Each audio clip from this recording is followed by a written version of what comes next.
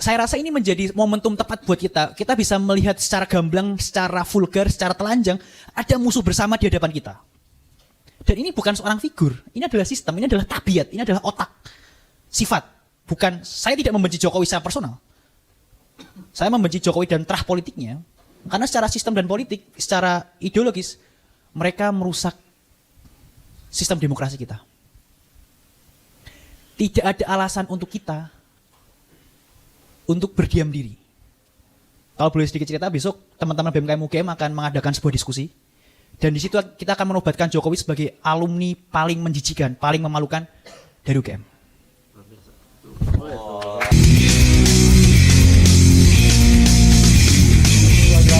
Ketemu lagi kita di channel yang perlu imajinasi gratis, tidak bayar. Subscribe. Saya kan ini karena anak-anak muda, saya mengambil analogi apa yang terjadi pada saat ini, hari-hari ini. Itu kita memasuki musim gugur demokrasi. Dan setelah musim gugur itu kita akan mengalami musim dingin demokrasi yang sangat panjang. Kalau itu sampai anak muda yang tadi disebut-sebut Kang Ubed tadi, itu tidak bisa kita cegah tampil dalam kekuasaan. Jadi benar-benar ini winter is coming, ya. Jadi musim dingin demokrasi akan hadir di Indonesia dan teman-teman akan menghadapi itu. Bersiap-siaplah menghadapi situasi itu. Orang seperti saya menyebut, saya tidak punya harapan akan bertemu lagi dengan musim semi demokrasi. Mudah-mudahan teman-teman ini semua masih akan menemukan musim semi demokrasi. Saya nggak berharap kalau sekarang ini mereka yang sedang berusaha memaksakan kekuasaannya ini tidak bisa kita cegah. Ya, ini betul-betul akan menghadapi musim dingin yang sangat panjang. Oke, mari kita dengar. Tadi kan perspektif dari Kang Ubed. Teman-teman sendiri bagaimana sih sebenarnya memandang situasi ini? Tadi kan saya menyebut undang-undang itu, masa depan Anda itu digadaikan. Bayangkan Presiden Jokowi ketika kemarin kunjungannya ke Cina, dia kemudian menyepakati bahwa proyek kereta api cepat itu akan diperpanjang, akan di Bandung Surabaya. Padahal sekarang pun kita sudah membayar hutang yang luar biasa, berapa? 110 triliun ya, kalau tidak salah ya. Dan kemudian ketika pergi ke Amerika, Freeport yang nanti kontrak kerjanya itu akan berakhir pada tahun 2041, itu sudah diperpanjang lagi menjadi 20 tahun. Jadi artinya Anda itu nanti sampai kalau 2061, usia Anda itu berapa dari sekarang? Jadi bayangkan digadaikan semua kekayaan bangsa ini kepada kekuatan asing. Jadi jangan teman-teman merasa bahwa ini baik-baik saja. Apalagi kemudian teman-teman ini dibuai dengan generasi emas tahun 2045 dan kita bonus demografi.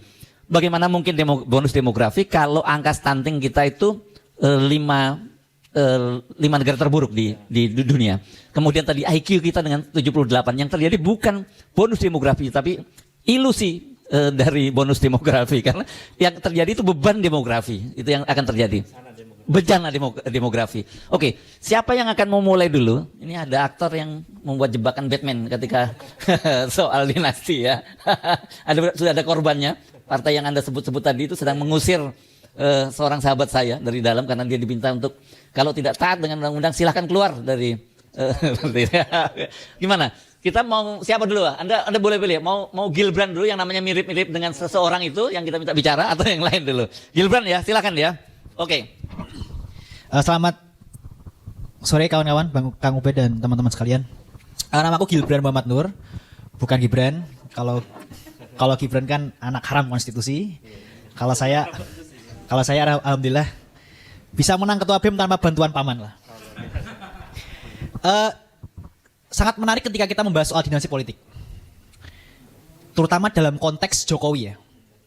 Kalau kita ingin membedah pola pikir seseorang, kita harus tahu backgroundnya seperti apa. Jokowi adalah seorang Jawa Tulen.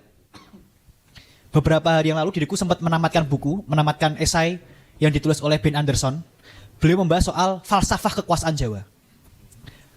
Mengingat Jokowi adalah seorang Jawa Tulen.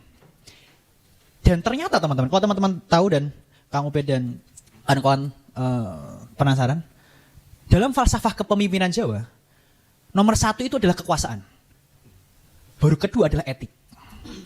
Sehingga hal yang sangat bisa dipahami dalam konteks politik Jawa, ketika Jokowi lebih mementingkan kekuasaannya daripada etik. Karena dalam politik Jawa, nomor 1 itu kekuasaan. Sehingga di awal tahun 2023 kemarin kan ada isu 3 periode kan. Itu isu yang benar-benar berembus dari istana. Dan mulailah tabiat Jokowi sang Raja Jawa ini muncul. Saya malah nyebutnya Machiavelli Jawa.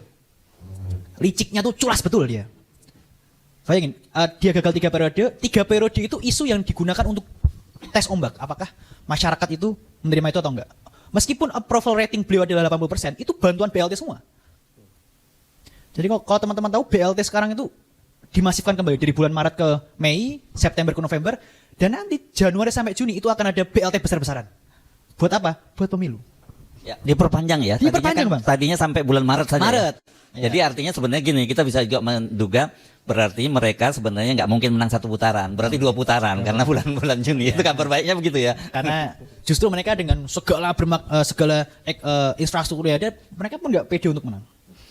Nah, setelah kita tahu pola pikir Jokowi ini seperti apa, dia adalah Raja Jawa, dia adalah Machiavelli Jawa, sehingga kita bisa mengcounter itu. Saya melihat bahwa orang ini sangat orang yang sangat culas. Meskipun satu alumni sama saya benar-benar apa tadi kata jijik lah. Karena apa? Dia dengan senang hati mengutak-atik tanpa otak konstitusi Indonesia. Akan jadi presiden yang sangat hina, akan menjadi sebuah sejarah yang sangat hina ketika ada seorang capres dan cawapres, yang satu produk gagal reformasi, yang satu anak haram konstitusi, memimpin sebuah negara besar. Tapi sayangnya negara besar ini dipimpin oleh pemimpin yang otaknya kecil. Jadi saya rasa ini menjadi sebuah tantangan buat kita anak muda. Bahwa Raja Jawa ini mau nggak mau kita harus tumbangkan. Entah itu secara ideologis maupun secara konsep. Karena kalau teman-teman tahu, saya menyebutnya politik porno. Jokowi dan terah politiknya itu benar-benar tanpa malu, secara vulgar melakukan segala cara untuk melanggengkan kekuasaan. Pernikahan Anwar Usman dan adiknya Jokowi itu sudah disetting. Kemudian beralih ke ini yang terbaru kan, penunjukan gubernur daerah khusus Jakarta itu kan dipilih oleh presiden. Buat siapa itu? Buat rahanya Jokowi lagi. Nah ini menjadi tadi saya rasa ini menjadi momentum tepat buat kita. Kita bisa melihat secara gamblang, secara vulgar, secara telanjang ada musuh bersama di hadapan kita. Dan ini bukan seorang figur, ini adalah sistem, ini adalah tabiat, ini adalah otak, sifat. Bukan, saya tidak membenci Jokowi secara personal. Saya membenci Jokowi dan terah politiknya karena secara sistem dan politik, secara ideologis mereka merusak sistem demokrasi kita. Tidak ada alasan untuk kita untuk berdiam diri. Kalau boleh sedikit cerita, besok teman-teman BMKM UGM akan mengadakan sebuah diskusi. Dan di situ kita akan menobatkan Jokowi sebagai alumni paling menjijikan, paling memalukan dari UGM. Ya, karena saya rasa ini udah momentum paling tepat untuk menobatkan beliau sebagai alumni UGM paling memalukan sepanjang sejarah. Saya rasa di antara 7 presiden hanya beliau yang seculas dan seraja Jawa ini.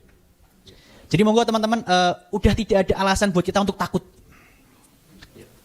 Karena kalau semisal kita berdiam diri dan terlena, ini bukan soal rezim yang terlalu kuat, tapi kita yang terlalu lemah.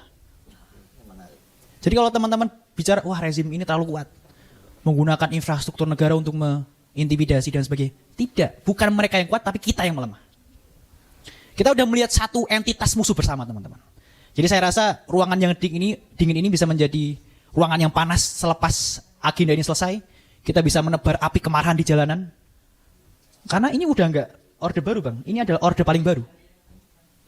Lebih parah. Intimidasinya itu intimidasi buzzer. Setelah kemarin saya mengkritik salah satu paslon itu, DM saya full buzzer tuh.